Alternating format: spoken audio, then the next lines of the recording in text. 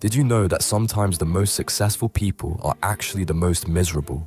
Meet Delilah, a top attorney who had everything society told her to want: a penthouse apartment, a lawyer husband, and a six-figure salary. Everyone said she was living the dream, but inside, she felt completely empty. At 30, during a company party celebrating her latest win, Delilah had a shocking realization. She felt like a stranger in her own life. She couldn't remember the last time she made a choice because she actually wanted it, not because it looked impressive to others. That night, she made two life-changing decisions. She divorced her husband and quit her prestigious job on the same day. Her family called her crazy and ungrateful, but Delilah knew she had to tear down her perfect-looking life to build something real. She moved to a small town and opened a legal clinic for families who couldn't afford help. For the first time ever, she felt truly fulfilled. Sometimes you have to destroy what looks perfect to create what actually is.